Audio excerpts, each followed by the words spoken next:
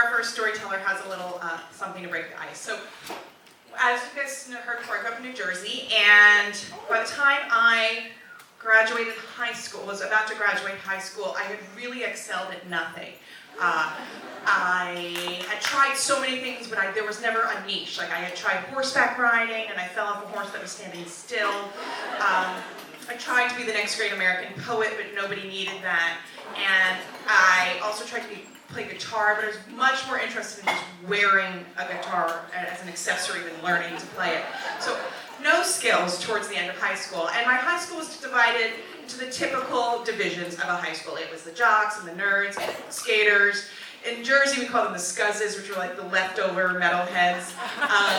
You know, all the different divisions. I didn't really belong to any of them.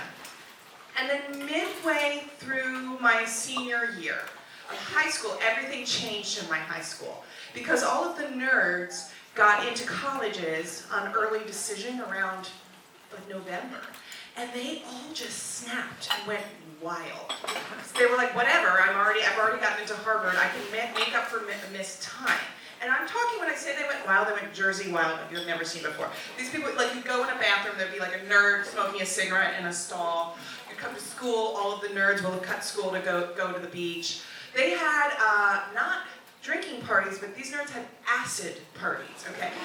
And the greatest part about everything was that these nerds started having relationships and sex with the moderately attractive girls that couldn't get a real boyfriend. And that's where I came in. Because I saw an opportunity, I hadn't had a boyfriend in high school, and I was like, oh, I see it in here. I had sex once with my obviously gay to everyone but me Puerto Rican camp counselor, but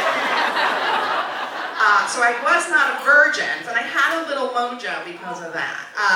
So I pursued this guy, Mark, who was the second hottest nerd, because the first hottest nerd, during his acid party, I watched the first hottest nerd Windexing the windows, like cleaning them during a party, and I just was like, I can never fuck that person. So I went for the second hottest nerd, Mark, and we had nothing in common. He was going to Yale for politics, and I was going to Ithaca College for drama. We couldn't have been more different, except for the fact that we both felt like we had missed out on high school experience. His being lost to studying all the time, mine being lost to moderate to severe depression, and so we both felt like we had something to catch up with. So we started hanging out, and then we started hooking up, and then we became boyfriend and girlfriend. And when I say we became boyfriend and girlfriend, it was for the second half of the final semester. So around late May, I started a relationship. I got it in. And it was like an 80s movie, except it was the 90s, so it was like, there was no Wang Chung playing in the background, it was Chumbawamba was the soundtrack to this. And we were having this great romance, and one weekend my parents go away, and I worked at this bakery at the time, and there was a really weird and creepy baker that worked in the back. And he came out, and he was like, hey, Margot, I understand your parents are away for the weekend. And I was like, yeah, they are. And he goes, well, I wanted to give you this. And then he handed me a giant tub of buttercream. And he was like, just tell me everything you do with it this weekend. So, I like to live for the story, so I said yes, and I took the buttercream. And I came home, and my nerd boyfriend Mark and I, we had a buttercream fight in the backyard, and then we went upstairs, and I took a naked bath, and he shaved my legs with the buttercream. And then I took his virginity like immediately after that. And then he left that morning, and he left his boxers. I guess he left without underwear because he left his boxers somewhere in my room, which when my parents came back, my mother quickly found and then pretended that she didn't find them. And that's how she parented me.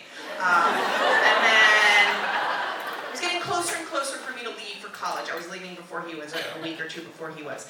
And so we were getting anxious, and we just kept saying, you know, we're probably going to break things off when we go to college because it's going to be hard with the distance, but we're open to see what happens. But we're just going to end it and just stay in communication. So on my last night before I go to college, we drive down to the shore. We have sex on the beach. Highly overrated. There is still sand lodged in my cervix for the night. And then we come back, and we have sex, in front of my house again in his car, but we didn't go to the back seat, we were in the front seat. I'm a 5'10" woman, it's just not. And so, because I'm so giant, and we're in the front seat, we kept accidentally honking the horn. So you can see, I'm in front of my parents' house. My parents are up. I'm in a car outside. I'm having sex, and I'm honking the horn, being like, "In case you missed it." And they're just like, "We don't hear that. That's the type of parenting we do." So they ignored it. And I left for college the next day, and before I left, there was a handwritten note on my doorstep from Mark saying how much the summer had meant to him, even though it was a short time. And we both went our separate ways, and I went off to college in Ithaca, New York, for theater. And I got there, and suddenly everything was okay. Everyone was weird. Everyone was wearing a guitar as an accessory. Everyone was moderately depressed. It was my place to be. I fit in so well, and I was a theater major, and I had this crush on this older French painter named Sebastian, who actually wore a beret when it got cold. I didn't care. I enrolled in all these dance classes, and here was the thing, is that I got in the class, and I started learning ballet and modern, and my ballet teacher took notice of me, and she had me move from the back of the class to the front, and suddenly I kept thinking maybe I don't have what I had always as a teenager felt like I had a Shelley Duvall body. I was like, maybe it's a dancer's body instead. And so then she finally, after a few weeks in class, she pulled me to the middle and she goes, "Margot, you think you're a noodle, but you are not a noodle. You are a long-stemmed beauty." And she says this, and I was like, I am a long-stemmed beauty. And so I feel really inspired, and that I'm going to be a dancer, and I'm good. This is the first thing that I am finally good at, and I'm demonstrating, and I can do it all, and I'm so flexible, and my technique is just naturally good. And I go after she calls me the long-stem beauty, and I call Mark the nerd that night. I just want to be positive that he knows that things are, we can stay friends, but the door isn't open anymore. And we have this conversation. He was like, "Well, what do you mean?" I thought maybe we would try to work it out and see each other on holidays. And I was like, "No, we can't. We're not going to work it out. I really just want to sever ties. I just want to start anew. I'm dating this French painter, Sebastian." And he was like, "What?" And I was like, and I'm going to be a dancer. And he was like, "What?" I was like, "I'm a dancer now. We don't connect. I'm a dancer." And I was like, "How is it possible that you are a dancer?" And I go, "You don't understand? I make art with my body." And I still think it's the worst thing I think that's ever come out of my mouth. And he responds as a human would, with kind of disdain for that statement that I just made. And the conversation does not end well. And I go home for Thanksgiving a little while later, and I think we're all going to be friends. And that moment when you just get home from college for the beginning and everyone's still in touch. So we make plans. We're going to go to the homecoming dance because that's what you do. And the nerd Mark is driving, and he comes to pick me up, and it's a group of us, and I get badged to the back seat because I broke his heart, and we're driving to the homecoming dance, and we get to the homecoming dance, and we're all in the car, and then all of us feel like, you know what, I don't think we want to go. And everyone's making a decision, and I'm in the back left seat, and I'm halfway in, halfway out of the car, I've got one foot in, one foot out. And they're like, "Are we going or we're not? Are we going or we're not?" And I'm waiting for this decision, and in that moment, Mark makes a decision that we're not going to the dance. And he takes off and he drives onto my foot. And I start screaming in pain, and so he stops the car directly on my foot.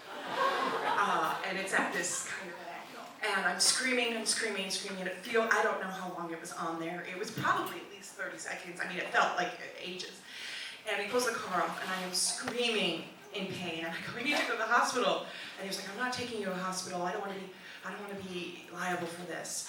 I'm like, "Oh my God." And so he dropped me at a friend's mother's house who was a nurse, some friend's mom's house who maybe had some medical training. And I got there, and I was like, "I think my foot is all messed up." And she was like, "You need to go to a hospital." So then this random parent took me to a hospital, and my foot was a mess. I got to the hospital, I was laying down, the doctor went over everything with me. There was some major bone damage and tissue damage to my foot, and he kept talking about how there were certain things I definitely couldn't do now, and I probably should stay away from doing for a long time, if not, years. And one of those was this movement of, standing, releve, which is, the doctor didn't say don't stand in releve, but I mean, he was like talking about different movements that are going to be very challenging for my foot to do, and one of them was standing. Like I couldn't even go like this, let alone ever go on point. I mean, point was something that would absolutely never happen. And I would be on crutches for a couple months, and I couldn't dance in classes, and that was it. And the dream just shattered at that moment. And I went back to college, and I hobbled into dance class. Oh, by the way, Mark, you were so sweet with a note on the door. Never called to see if I was okay. My parent, it was technically a car accident because he was driving. He was technically liable, and it should have gone through his insurance. They refused to have any responsibility for this at all. His family as well. So we never spoke again, and I will never fucking speak to that guy ever again in my life. I go back to college, and I'm on crutches, and I gotta go to dance class. This is my schedule. And so I hobble into dance class, and my teacher is like, oh my goodness, Margot, what happened? And I'm like, oh, it's nothing. And she goes, what happened? Tell us. And everyone's standing there, and all the ballerinas are looking at me. And so I hobbled to the front of the classroom, and I was like, all right, I guess I'll just explain the story. So I said, all right, well, in high school I didn't have a boyfriend, and I just go into the whole thing.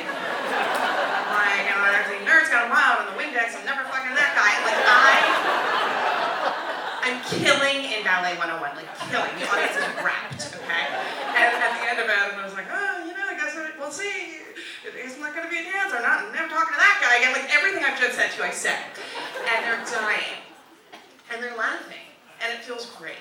And she's like, well, my teacher goes, well, I don't know what to tell you, but I guess you'll just have to sit down and take notes on ballet for the rest of the semester. Here's a notebook, here's a pen, and go and have a seat and put your leg up.